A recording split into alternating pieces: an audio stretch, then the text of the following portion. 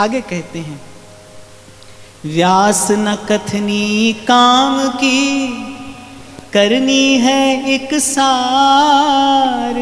व्यास न कथनी काम की करनी है एक सार। भक्ति बिना पंडित वृथा ज्यों खर चंदन भार। भक्ति बिना पंडित वृथा ज्यों खर चंदन भार।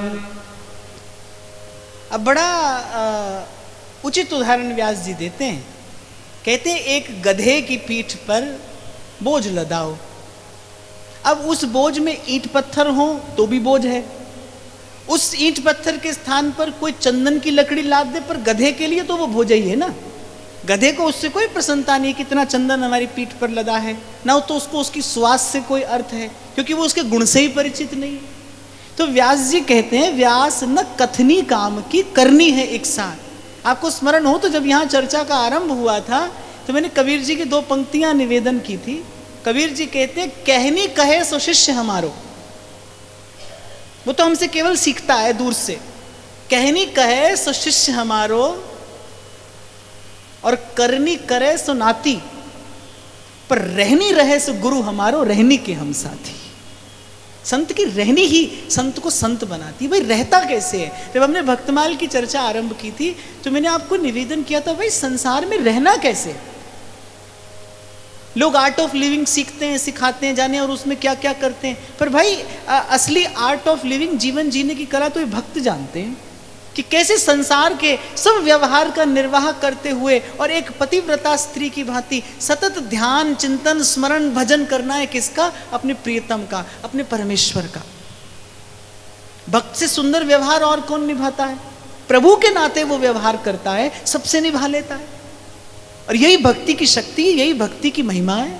इसलिए अभी कुछ देर पहले मैंने आपको कहा था, सब साधन आपसे कहेंगे, कोई कहेगा ऐसे होकर आइए, कोई कहेगा वैसे होकर आइए, कोई कहेगा ये करके आइए, ये लेकर आइए, पर भक्ति आपसे कुछ नहीं मांगेगी। वो कहेगी आप जहां हैं बस वहीं रहिए, जैसे हैं वैसे ही रहिए। वो अपना कार्य स्वयं करेगी, अपनी गति से करेगी, अपनी शक्ति से करेगी। और मुझे तो ये लगता है भाई, यद्यपि मैं कोई अधिकारी व्यक्ति तो नहीं हूं, पर फिर भी जो थोड़ा बहुत अनुभव प्रभु की कृपा से हुआ कि अगर इस मनमुख जीव में कभी परिवर्तन आता है ना, वस्तुतः कभी परिवर्तन आता है, कभी मन बदलता है, कभी मन बदलता है, कभी संसार के विषय से उपरत होता है मन, विषय का रस छूटता है। कब? जब भजन का रस मिलता है, जब भक्ति प्रभु के नाम, रूप, लीला और धाम का रस जीव को प्रदान करती है, तभी वस्तुतः विषय का रस छूटता है। देखो ये सीधा सीधा सा विज्ञान है, ये बिल्कुल सीधा सा विज्ञान है। मन को रस चाहिए, लेकिन अभी कैसा है मन? मक्खी के जैसा। जैसे मक्खी गुड़ का ढेला हो उस पर भी बैठ जाती है, विष्ठा मिले उस पर भी बैठ जाती है, वो तो दोनों पर बैठती है। अभी आपका मेरा मन कैसा है? बिल्कुल ऐसा। फिर थोड़ा परिष्कृत होगा तो फिर एक मधुमक्खी होती है, वो फूल पर बैठती है, उसका रस संचय करती है और यहाँ वहाँ से लेती है। पर फिर एक अनन्य रसिकों की सी गति, जिसको कहते हैं मधुव्रत, भंवरा, वो केवल पुष्प का मधु ही पान करता है, उसके अतिरिक्त वो किसी भी वस्तु का स्पर्श नहीं करता। मधुव्रत, वो उसको उसका व्रत है, मधु का ही व्रत है, वो केवल मधु ही पान करता है। तो अभी तो मन कैसा है ना, मक्खी के जैसा है। आप यहाँ बैठे हो, मैं पूछूं आनंद आ रहा है? आप कहोगे बड़ा आनंद आ रहा है महाराज, खूब आनंद आ रहा है। अब रात को कहीं ब्याह में जाना पड़ जाए, आपको कोई नाचते देखे तो लगेगा कि इससे बड़ी आनंद आपको कहाँ आता होगा। माने वहाँ पर भी आनंद आ रहा है, वहाँ भी आनंद है, यहाँ भी आनंद है। तो अभी तो विषय का आनंद भी है, भजन का आनंद भी है, सब चल रहा है, घेर में रहे। लेकिन एक बात मैं यहाँ कहते हुए आगे बढ़ूं कि अगर संसार में आनंद आ रहा है, और ईमानदार रहना अपने लिए, अपने प्रति, अपने से, अगर संसार में आनंद आ रहा है तो समझ लेना अभी भजन का आनंद नहीं मिला है। क्योंकि संसार में जिसे सुख मिला है उसे तो यहाँ पर सुख मिलेगा, क्योंकि यहाँ का सुख विशेष है, गरिष्ठ है, स्थायी है। पर एक बार जिसको भजनानंद मिला है, एक बार जिसको प्रभु के नाम रूप का सुख मिल गया है, उसे संसार में फिर रस नहीं मिलेगा। वो भले संसार में रहे, उसे रहना पड़े, उसे व्यवहार का निर्वाह करना पड़े, लेकिन वो बंधन में नहीं बंधेगा। तो मैं तो कहता हूं कि इस कसौटी पर स्वयं को ही कसना और ईमानदारी से कसना। अगर संसार में आनंद आता है, अगर संसार के विषय में अभी सुख मिलता है, अर्थात अभी भजन का सुख मिला नहीं, लेकिन मैं ये आपको हतोत्साहित करने के लिए नहीं कह रहा, केवल आपको स्थिति स्पष्ट करने के लिए कह रहा हूं, क्योंकि सत्संगी है भाई जो हमको दर्पण दिखाता है। नैन निकट काजर लसे पे दर्पण दिखलाए। सत्संगी है जो आपको, हमें अपनी वस्तु स्थिति से हमारा परिचय कराता है कि हम वस्तुतः खड़े कहाँ हैं। ईमानदारी से उसको स्वीकार करना चाहिए। अगर नहीं आया है अभी भजन का आनंद, कोई बात नहीं, लगे रहिए, प्रभु कृपा करेंगे, आएगा, लेकिन भ्रम में मत रहना, अपने आप को भ्रम में मत रखना। तो मन को भाई रस चाहिए।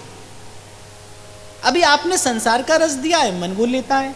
जिस दिन भक्ति प्रभु के नाम का, प्रभु के रूप का थोड़ा रस मन को चखा देगी, रस बल छुटे जो विषय रस, तब पावे विश्राम, ध्रुवदास जी कह रहे। पर अगर ऐसा नहीं हुआ और देखा देखी आपने अपना देश और भेष बदल लिया, केवल देखा देखी, तो फिर ध्रुवदास जी कह रहे तन छाड़े और मन गही रहे, दोनों दुख तहां हुए। फिर वो खेचातानी बराबर चलती रहेगी। इसलिए यहां व्यास जी कह रहे, व्यास न कथनी काम की। देखो भाई, धन कमाना है किसके लिए? अपने लिए, परिवार के लिए। आपको समाज में बड़ा बनना है, बड़ा होना है। विद्या कमानी है किस लिए? विद्या अर्जित करनी है किस लिए? उसका उद्देश्य भी संसार है। पर भाई भजन किसी के लिए नहीं करना है, भजन अपने लिए करना है। भजन आत्म कल्याण के लिए करना है, भजन आत्मोत्थान के लिए करना है, भजन आत्मोद्धार के लिए करना है, भजन अपने और प्रभु के लिए करना है, भजन किसी के लिए नहीं करना है। इसलिए भजन की बात जब आए तो सबसे दुराकर, सबसे छिपा कर रखिए। कबीर तो कहते हैं, जो तेरे मन में सांच है तो कह ना जनाब। अरे अंतर्यामी जानी है अंतर्गत का भाव, वो जानता है। किसी को परिचय देने की आवश्यकता नहीं, किसी से कुछ कहने की आवश्यकता नहीं। करिए संसार का कोई भी व्यवहार, संसार के लिए करिए। पर जब भजन की बात आए, मुझे हरिलाल व्यास जी महाराज की बात बड़ी प्रिय लगती है। रसकुल्ला में उन्होंने कहा, बोले श्री जी का भजन कैसा हो कि अपने मन को भी खबर ना पड़े, अपने मन को भी खबर ना पड़े। अब मैंने ये बात 10 बार पढ़ी, 20 बार पढ़ी, मैंने कहा भाई अपने मन को खबर ना पड़े, मन ही तो भजन करेगा, मन को खबर कैसे नहीं पड़ेगी? तो बहुत चिंतन करने के बाद समझ में आया कि महापुरुष वस्तुतः कहना क्या चाह रहे हैं, अपने मन को भी खबर ना पड़े, अर्थात उसमें कर्तृत्व ना रहे। भजन होता रहे, सतत होता रहे, सतत भजन हो, केवल भजन हो, लेकिन उसमें कर्तृत्व ना हो। अपने मन को ये खबर ना हो कि मैं भजन करता हूँ। तो श्री जी की कृपा है और भजन हो रहा है, और बस भजन ऐसे ही होता रहे। पर यहाँ कह रहे हैं भाई, लेकिन कथनी और करनी, उस दिन भी मैंने आपको स्मरण हो तो मैंने निवेदन किया था, भजन कहना और भजन होना, इन दोनों के बीच में भजन करना है। भजन कहने से भजन नहीं होता, भक्ति कहने से भक्ति नहीं होती। भक्ति कहना और फिर भक्ति होना, उसके बीच में भक्ति करना है। तो कह रहे कथनी काम की नहीं है भाई, करनी काम की है। कहना आता हो कहिए, न कहना आता हो नहीं कहिए। नहीं तो हम जैसे पंडित क्या हैं, यही तो है। जैसे गधे के सिर पर अपना बोझ रखा है तो चंदन की लकड़ी, उस बेचारे को खबर ही नहीं। एक शायर तो कहता है महाराज कि कभी कभी यूं ही हमने अपने दिल को बहलाया है, कभी कभी यूं ही हमने अपने दिल को बहलाया है, जिन बातों को खुद नहीं समझे औरों को समझाया है। और मैं तो ये प्राय करके देखता हूं भाई, जो अपने मन को नहीं पढ़ाता, जो अपने मन को नहीं सिखाता, जो अपने मन का गुरु नहीं बनता, उसकी बात संसार क्या सुनेगा, अपना ही मन नहीं सुनता। कभी कभी मेरे जैसे व्यक्ति यहां से बैठकर सारे संसार को सुनाते हैं, लेकिन सत्य क्या है, वाणी का परिणाम क्या होता है कि अपना ही मन नहीं सुनता। और कभी कभी कोई भजनानंदी संत एकांत में बैठकर केवल अपने मन को सुनाता है और उसकी बात सारा संसार सुनता है, और केवल सुनता ही नहीं, मान लेता है, मान लेता है। रैदास की बात सब मानते हैं, चल मन हरि चट सार पढ़ा। अपने मन से कहते हैं। सारा संसार सुन रहा है और केवल सुन नहीं रहा भाई, मान रहा है। उसकी वाणी में ऐसा बल है। उपनिषद का वाक्य है, गुरु कौन? जो अपने शिष्य को गुरु बना दे। वही गुरु है जो शिष्य को गुरु बना दे। लेकिन कैसा गुरु? किसका गुरु? अपने मन का गुरु। कि जब मन इधर उधर होने लगे तो आपको ऐंच खींच के अपने मन को फिर भजन के मार्ग पर ले आना आ जाए। यही तो जुगत गुरु से सीखनी है। यही युक्ति तो गुरु से सीखनी है कि मन को संभालना कैसे है, मन को संवारना कैसे है। नहीं तो भाई दीक्षा होने के बाद क्या मन संसार में नहीं जाएगा? भजन करने लगोगे तो क्या मन संसार में नहीं जाएगा? अरे अंतिम श्वास तक संसार में जाने की संभावना बनी रहती है। नहीं तो क्यों आचार्य चरण कहते कि ना जानो छिन अंत कवन बुद्धि घटई प्रकाशित। अंतिम श्वास तक भी मन संसार में जा सकता है और चला जाता है भाई। रसिक अनन्य नृपति स्वामी श्री हरिदास जी महाराज के लिए लिखा है, व्यास जी ने लिखा है कि देह विदेह भय जीवत ही बिसरे विश्व विलास। ऐसो रसिक हुओ नहीं है भूमंडल आकाश, सुरपति नरपति कंचन कामिनी जिनके भाए घास। और वो स्वामी जी महाराज अपनी वाणी में लिखते हैं, कबहू मन इत उत चल जात। अच्छा, महापुरुषों की वाणी का ये गुण है भाई, वो अपने हृदय का अवगुण डंके की चोट पर कहते हैं। वो जो अपने हृदय का अभाव है ना, वो डंके की चोट पर प्रभु से कहते हैं। तुलसीदास जी ने तो अपनी विनयावली में जाने कितनी बार कहा कि प्रभु मेरे मन को ये पंच चोर बहुत सताते हैं। भगवत रसिक देव जी ने अपनी वाणी में एक स्थान पर लिखा है, मुझे वो पंक्ति तो अब स्मरण नहीं है। भगवत रसिक देव एक स्थान पर कहते हैं, बोले बड़ी बुढ़ौती में, माने इस अवस्था में हमको रसना आदि इंद्रियों के विषय परेशान करते हैं। ऐसा संकेत उन्होंने अपनी वाणी में किया है।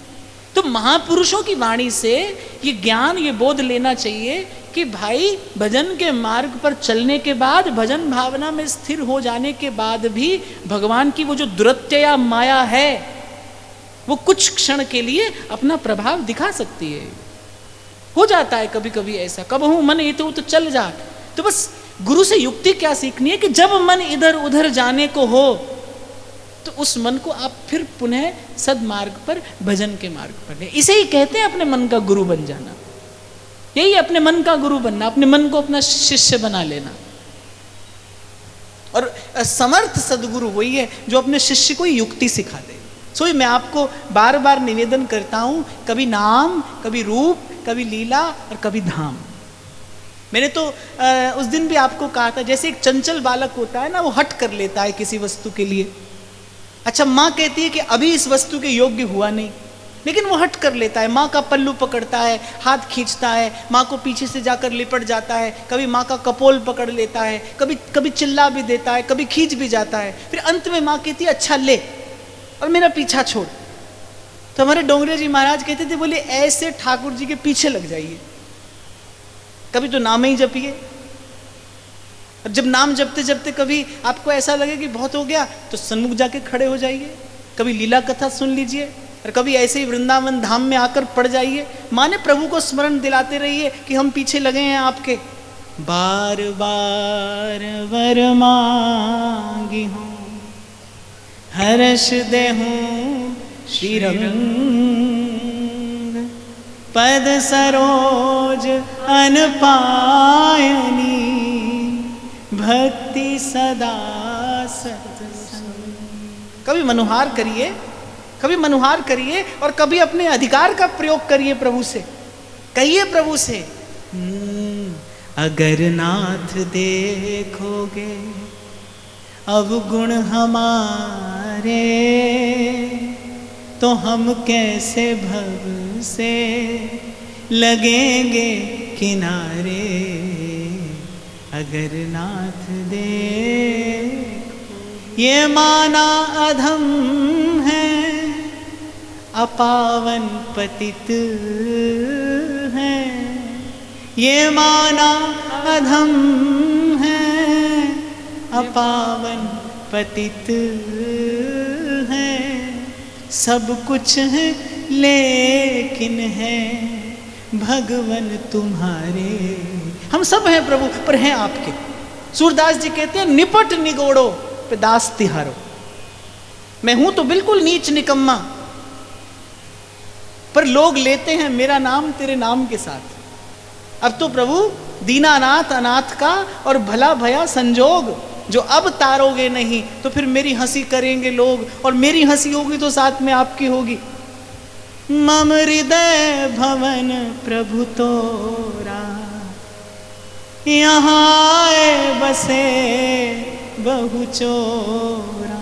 और अंत में गोस्वामी जी कहते हैं, चिंता मोहि नाथ अपारा, अपजस नहीं होए तुम्हारा। भोली सखी कहती है प्रिया जी से, अरे भाल भाग राधा लिखो हित भोरी को भाग। हे स्वामिनी देखो मेरे मस्तक पर आपका नाम लिखा है, मैं आपके द्वार पर खड़ी हूँ। यदि अब भी मेरा उद्धार नहीं होता, यदि अब भी मेरा ये चंचल मन उस विषय से हटकर आपके चरण कमलों का मधुकर नहीं बनता, तो आपका यश, आपका विरद, आपकी कीर्ति बड़ी लाज उसको है। तो कभी प्रभु को हाथ जोड़कर मनाइए, कभी कभी अपने अधिकार का प्रयोग करिए, पर कहने का तात्पर्य यह है, जब तक अपना कार्य सध ना जाए तब तक प्रभु का पीछा छोड़िए मत। इसी को कहा है संतों ने, हरि सो लागे रहो मेरे भाई।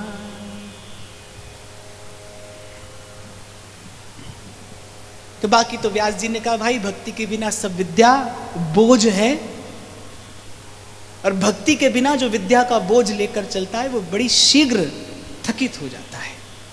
आगे कहते हैं, व्यास विदित चतुरायन उपदेशे संसार। व्यास विदित चतुरायन उपदेशे संसार।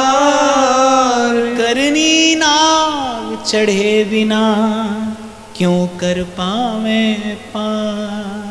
करनी नाव चढ़े बिना क्यों कर पावे पार। अच्छा, ये पंक्ति तो मुझे लगता है व्यास जी ने हम जैसे लोगों के लिए कही है। व्यास विदित चतुरायन उपदेशे संसार। ऐसे भगवत रसिक देव कहते हैं ना, नाचे गावे चित्र बनावे काव्य करें चटकीली। कई बार मैं आपको कहता हूं, भाई हमारी बात पर मत जाना, ये तो एक कला है। ये बात बनाना ये तो एक कला है। बड़ी बड़ी सुंदर सुंदर बात बनाकर अपना कार्य साध लिया जाता है। इसमें कोई आध्यात्मिक उच्चता या श्रेष्ठता नहीं है। ऐसे ऐसे संत मैंने देखे जिनको हो सकता है मंच पर तो बात भी बोलनी ना आती हो, लेकिन उनका आभा मंडल ऐसा है कि उनके निकट बैठने वाले के मन का कलुष धुल जाता है। 2 घड़ी उनका संग करने वाले के हृदय में भक्ति का बीज पड़ जाता है। तो व्यास जी कह रहे, व्यास विदित चतुरायन, माने जो संसार में बड़े लब्ध प्रतिष्ठ हैं, उपदेश है संसार, और संसार को उपदेश करते हैं, पर कहते हैं करनी नाव चढ़े बिना क्यों कर पावे पार। लेकिन रहते यही हैं, भव सिंधु पार नहीं किया जाता। नाचे गावे चित्र बनावे काव्य करें चटकीली, पर कहते सांच बिना हरि हाथ ना आवे, सब रहनी है ढीली। रहते कैसे हो आप? इसीलिए बार बार आपको निवेदन करता हूं, विनम्र निवेदन करता हूं, आपके व्यवहार में भक्ति उतरे। और आप और मैं तो हित के उपासक हैं। रोज गाते हैं शाम को, हित की यहाँ उपासना, हित के हैं हम दास, हित विशेष राखत रहूं चितनित हित की आस। और कहाँ हमारे जीवन में हित देखने को आता है? अड़ोसी से झंझट, पड़ोसी से झंझट। अरे एक गुरु के शिष्य होकर चेला लोग आपस में एक दूसरे का अहित करते हैं, आपस में झंझट, राग द्वेष ईर्ष्या। कहाँ है हित की उपासना? अगर बात हित की आए तो सुधर्म बोधनीकार कहते हैं, चींटी सोले जुगल तक सब सो हित निष्काम। तब अनन्य हित का उपासक है, तब वो हित धर्मी है, जब चींटी सोले जुगल तक सब सो हित निष्काम, सब सो हित निष्काम मति वृंदावन विश्राम, ये हित का उपासक है। तब राधा वल्लभ लाल को हृदय ध्यान मुख नाम।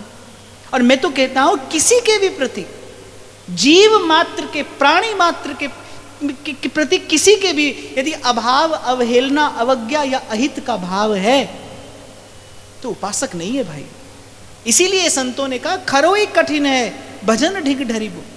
मैं कई बार कहता हूं आपसे, सेवक जी महाराज कह सकते थे पहले अपनी रीति का निवाह कर ले, समय मिले तो फिर सबसे प्रीत कर ले, पर पहले कहते हैं सब जीवन सो प्रीत रीत निवाहत आपने, श्रवण कथन परती, यह जो कृपा हरिवंश। पहले सब जीवन सो प्रीत।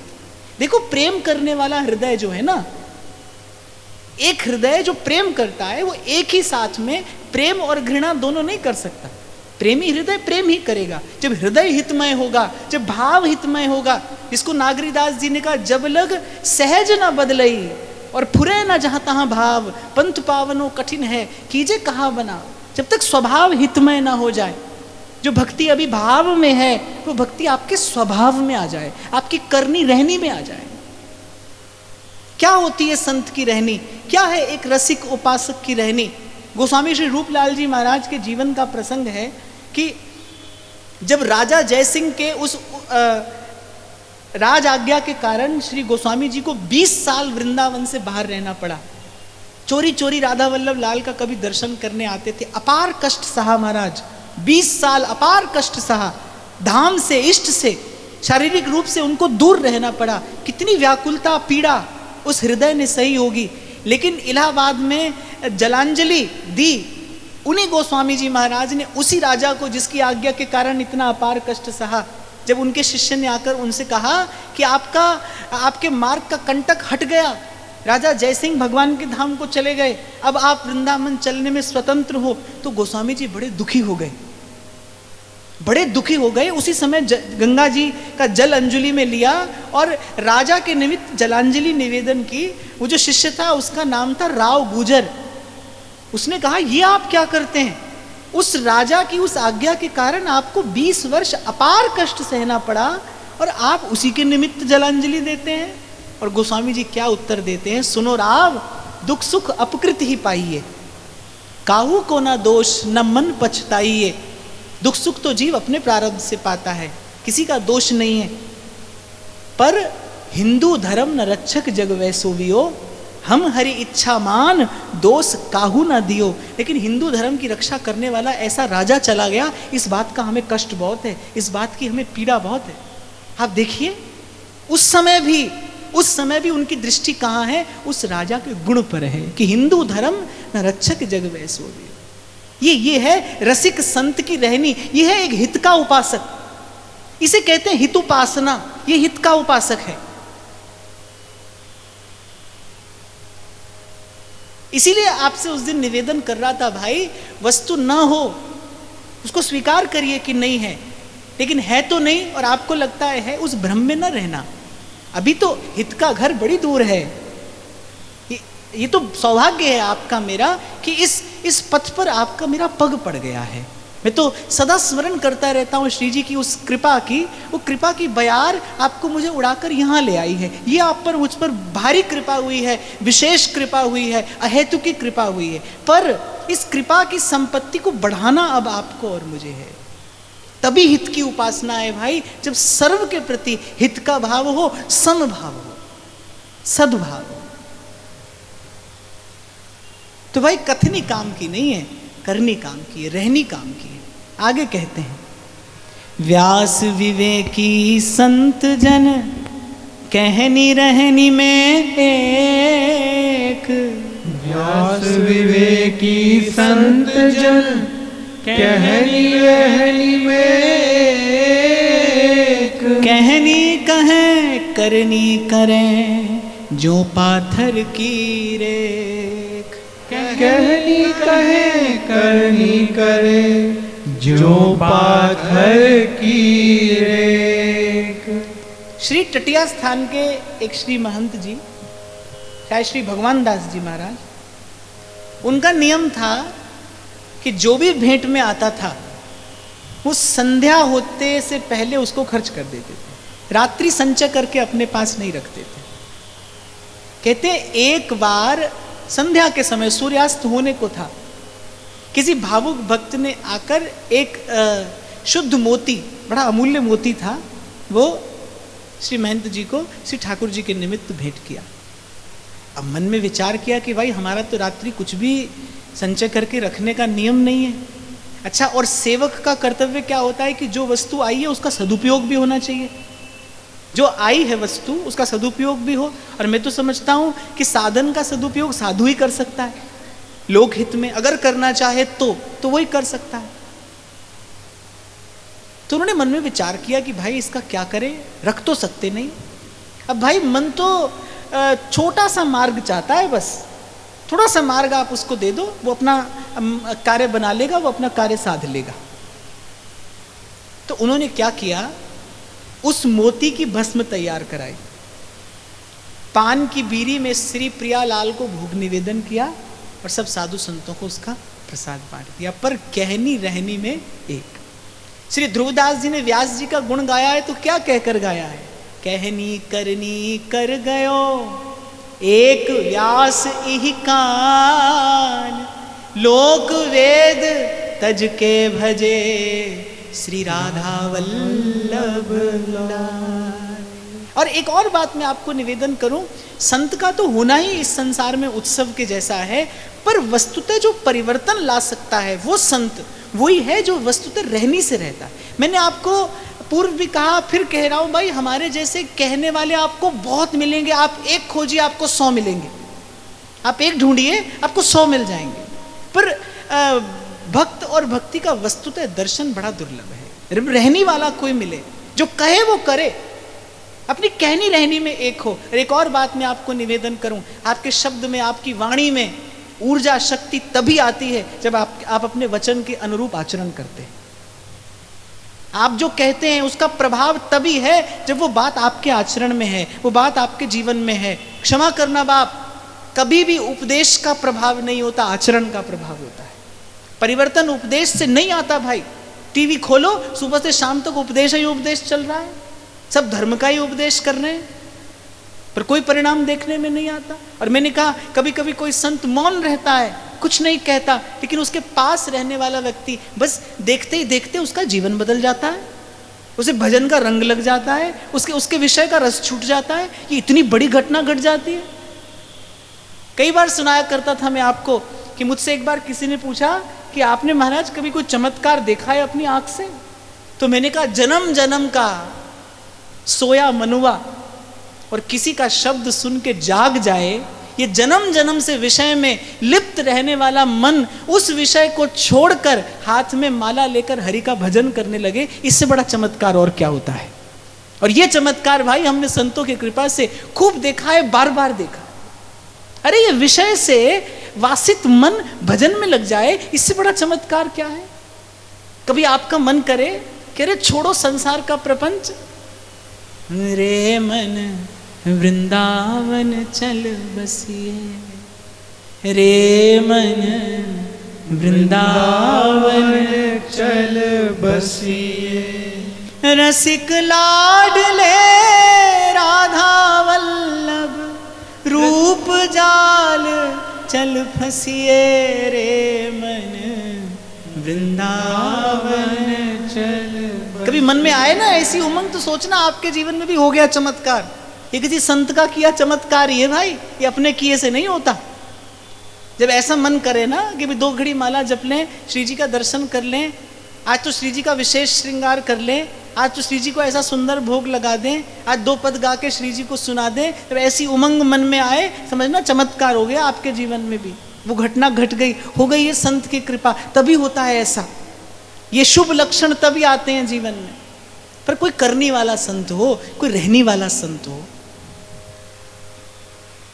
तो व्यास जी कह रहे भाई वही विवेकी हैं जो कहनी रहनी में एक, वही आपका सोया विवेक जगा सकते हैं।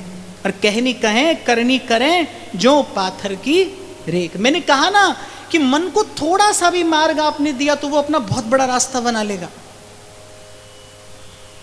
आज तक मन बहाने बनाता ही तो आया और आपको लुभाता ही तो आया है। हाँ कर लेंगे भजन, शाम को करेंगे, कल करेंगे, फिर करेंगे, जाएंगे आएंगे, आना तो चाहते थे आ नहीं पाए, करना तो चाहते थे कर नहीं पाए। अरे जन्म जन्म से मन आ ही तो रहा है बहाने बनाता। ध्रुवदास जी यही तो कहते हैं कि अरे जन्म जन्म से तेरा कहा मैंने किया, अब तू मेरो कहो कर, और जुगल चरण चित जोर, अब तू मेरो कहो कर। आगे कहते हैं व्यास सदा हरिजन बड़े, जिनको हृदय गंभीर। व्यास सदा हरिजन बड़े, जिनको हृदय गंभीर, अपनों सुख चाहत नहीं, हरत पराई पीर। अपनों सुख चाहत नहीं, हरत पराई पीर। संत का पहला गुण। आगे कुछ वाक्यों में व्यास जी संत का स्वरूप ही प्रकट करेंगे, कैसा होता है भक्त, कैसा होता है संत। तो कह रहे सदा हरिजन बड़े, जिनको हृदय गंभीर, गंभीर अर्थात किसी भी परिस्थिति में सम रहता है, स्थिर रहता है। अपनों सुख चाहत नहीं, हरत पराई पीर। एक बात मैं आपको अपने भाव से निवेदन करूं, संत और सद्गुरु ही है भाई जो कठिन से कठिन परिस्थिति में भी आपके साथ बना रहता है। आप कभी एकांत में बैठकर इसका विचार करना, इसका आकलन करना। आप बालक नहीं है, बुद्धिमान है। आप देखोगे जगत में झूठी देखी प्रीत, संपत्ति विपत्ति पर प्रतिपाल है, कृपा अवलोकन जीजे। हरि और हरि के भक्त ही हैं भाई, जो किसी भी परिस्थिति में बने रहते हैं अपने साथ। दो पंक्तियां हैं किसी कवि की लिखी। एक वृक्ष पर आग लगी, कवि देख कर कहता है कि जो उस वृक्ष पर नीड़ बनाकर रहने वाले पंछी हैं वो उस वृक्ष पर ही बैठे। कवि उनसे पूछता है, अरे आग लगी है वृक्ष को और जलने लागे पात, पंछी तुम उड़ते नहीं, क्यों पंख तुम्हारे साथ, तुम क्यों उड़ते नहीं? और पंछी उत्तर देते हैं क्या कि फल खाए हैं वृक्ष के और मैले किए हैं पात। फल खाए हैं वृक्ष के और मैले किए हैं पात, अब धर्म हमारा यही है, जलेंगे इसके साथ। इसे कहते हैं साधु स्वभाव। ये होता है साधु का स्वभाव। निज परताप द्रवई नवनीता, पर दुख द्रवई संत सुपुनीता। अपनों सुख चाहत नहीं, पर हरत पराई पीर। इसलिए तो भाई जब कोई संत कहता है ना तो बड़ी लज्जा आती है हमको। कोई भूल से हमको संत कह दे, समझ ले, तो बड़ी लाज आती है। संत का स्वभाव तो देखिए, अपनों सुख चाहत नहीं और हरत पराई पीर, पर उपकार देह धरणम। पर उपकार देह धरणम, जिसका जीवन ही है परहित। संत का धर्म क्या है? परहित। वो मन सा वाचा कर्मणा यत्र तत्र विचरण करता है, यहां से वहां जाता है, इससे कहता है, उससे कहता है। मूल में चाहता क्या है? जीव का हित हो जाए, ये जीव भजन में लग जाए। ये संसार के कुमति कूप में गिरा ये जीव, इसका उद्धार हो, ये हरि के चरणों से लग जाए। मैं तो आपको बार बार कहता हूं, संत की बात मानने में कभी संशय हो, बुद्धि प्रश्न उपस्थित करे तो एक बार विचार करना, यदि आप भजन करो इसमें इस संत का क्या लाभ है? संत का क्या लाभ है भाई? वो तो आप पर, मुझ पर दया करके, कृपा करके, उसे न बोलने की आवश्यकता है। आगे व्यास जी कहेंगे, अरे जिनके हिये में बसत हैं तीन लोक के नाथ, त्रिभुवन पति जिनके सुबस, उनको किस बात की कमी है, किस बात का खोट है? पर वो फिर भी बार बार संसार में आता है, बार बार यत्र तत्र विचरण करता है। कितना परिश्रम करता है, किस लिए? हमारे लिए करता है भाई। उमा संत के यही बड़ाई, महादेव कह रहे हैं, मंद करत ते करई भलाई। और मैं तो इस सिद्धांत में बड़ा सुदृढ़ विश्वास रखता हूं भाई, संत किसी भी देश में हो सकता है, वो किसी भी भेष में हो सकता है, वो किसी भी स्थिति और परिस्थिति में हो सकता है। संत को पहचानने की दृष्टि हो, संत को अनुभव करने की योग्यता हो, ये संत का प्रथम गुण व्यास जी बताते हैं।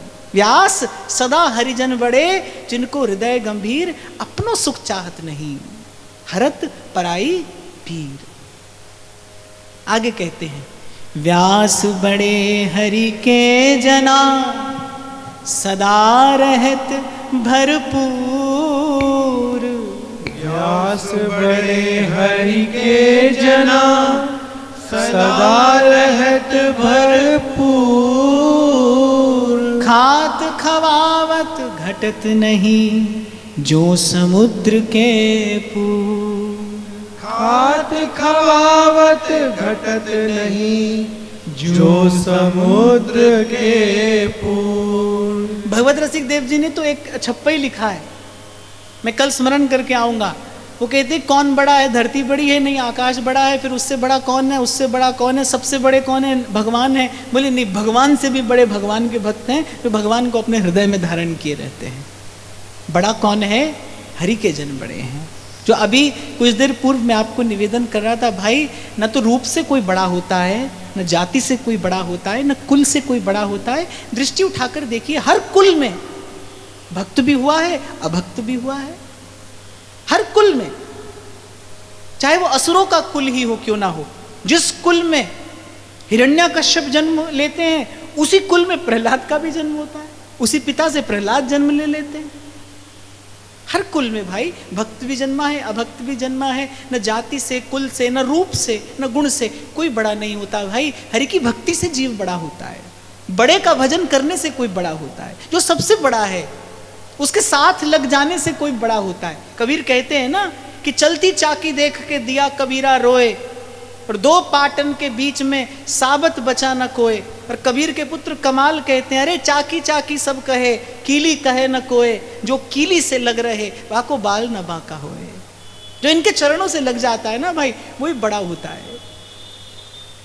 रैदास तो अपने मुख से कहते हैं, ओछी हमरी जात है, ओछा कर्म हमार, नीचे को प्रभु ऊंच कियो है,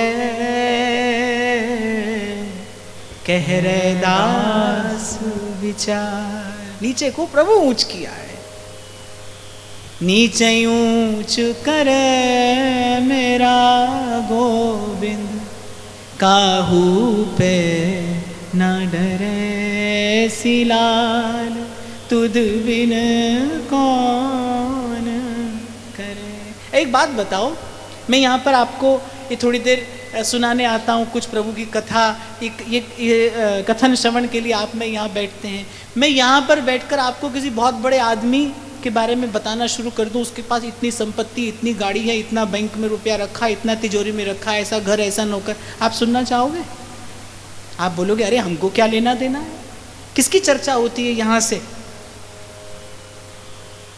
जिसने हरि का भजन किया है वही बड़ा रहता है भाई। कालातीत होना क्या है?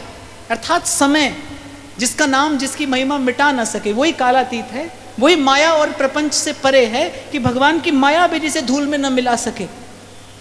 माया क्यों लगती है भक्त के पीछे?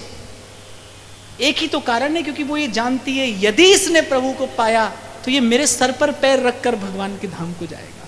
परास्त होना पड़ता है माया को भगवान के भक्त के सन्मुख। इसीलिए वो अंत तक अपना कार्य साधने में लगी रहती है। इसीलिए कबीर जी सावधान करते हैं, बचना रे बाबा बिलैया मारे मटकी। ब्रह्मा पे झपटी, शंकर पे झपटी, और नारद जी को तो सभा बीच पटकी। इसलिए बचना रे बाबा बिलैया मारे मटकी। इसलिए उस दिन आपसे कह रहा था भाई, मेरे जीवन में सबसे अमूल्य मंत्र जो मुझे महाराज जी से मिला वो ये कि अंत समय तक साधक बने रहना। माने बनना ही नहीं, सिद्ध बनते ही बस वहीं से पतन होना आरंभ हो जाता है, वहीं से आरंभ होता है। और थोड़ा थोड़ा जीवन में मैंने अनुभव करके देखा है भाई, बड़े बन जाने से बहुत भय, चिंता और क्लेश जीवन में आते हैं। छोटे बने रहने में बड़ा सुख है, उसमें जीवन की सहजता है, उसमें जीवन का सहज आनंद बने रहता है। सहज भजन सहज मन से ही हो सकता है। ये जो सहज भजन की बात होती है, ध्रुवदास जी कह रहे हैं ढरो सहज भजन की ओर। सहज भजन करने के लिए सहज मन चाहिए, सहज मन के लिए सहज जीवन चाहिए, और सहज जीवन के लिए जीवन का सत्य पर आधारित होना जरूरी है। और सत्य क्या है? त्रिकाल सत्य यही है कि जीव अपूर्ण है, अभावग्रस्त है। जब तक श्री हरि के चरणों की भक्ति भावना सिद्ध नहीं होती तब तक उसे माया का भय है। वो कभी भी गिर सकता है। उसे सदा सावधान रहने की आवश्यकता है। तो व्यास जी कह रहे हैं, व्यास बड़े हरि के जन, सबसे बड़े हरि के जन है भाई, उनसे बड़ा और कोई नहीं है। सदा रहत भरपूर, खात खवावत घटत नहीं, जो समुद्र के पूर। हमारे श्री सेवक जी महाराज कहते हैं ना कि श्री हरिवंश नाम सब सिद्धि, सभय रसिक बिल से नवनिधि, भुगतें देहि न जाचहि, पोषण भरण न चिंत कराही, श्री हरिवंश विभव बिलसाही, श्री वृंदावन की माधुरी। अच्छा, भक्त संसार को लुटाता है, खिलाता है, क्यों? क्योंकि वो ये इस बात को स्वीकार कर लेता है, भाई राम जी की चिड़िया और राम जी का खेत, खाओ रे चिड़िया भर भर पेट। इसलिए उसका भंडार अखूट रहता है। भक्तमाल में आपको अनेकों अनेकों प्रसंग मिलेंगे। खाने को तो 2 दाना नहीं है, आ जाती है संतों की पंगत और सब पा कर जाते हैं, पा जाने के बाद भी प्रसाद शेष रहता है। यहां महाराज जी बैठे, आपके ही जीवन में ऐसे अनुभव कितनी बार हुए होंगे। व्यवस्था है 200-500 व्यक्ति की, 1000 व्यक्ति पा लेते हैं उसी प्रसाद में से, फिर भी प्रसाद रह जाता है। ये प्रसाद की महिमा है। क्यों? क्योंकि इसके मूल में स्वार्थ नहीं है, परमार्थ है। कल भी मैंने आपको निवेदन किया था, जब उद्देश्य परमार्थ होता है तो प्रकृति सहयोगी हो जाती है आपकी, और जब प्रकृति सहयोगी होती है तब भंडार अखूट रहता है, तब भंडार कम नहीं होता। जो संत खिलाता है, खाता है, उसका उद्देश्य क्या है? परमार्थ है। इसीलिए भरे भंडार अखूट। तो आज की चर्चा से भाई इतनी बात समझनी चाहिए, कौन बड़ा है? जो हरि का भजन करता है सो बड़ा है। अभाव है, ये जो अपूर्णता है, इसे इन हरि भक्तों के आश्रित रहकर, इनसे हरि भक्ति की सुरीति सीख कर, जानकर, और फिर उसी प्रकार से अपने जीवन को साधते साधते इस अभाव को सदा सदा के लिए दूर किया जा सकता है। तो आज का ये भाव श्री लाडली लाल जी के सुंदर सुभग चरण कमलों में निवेदन करते हुए महाराज श्री को प्रणाम, संत चरणों में प्रणाम, आप सबके हृदयस्थ हित प्रभु को नमन।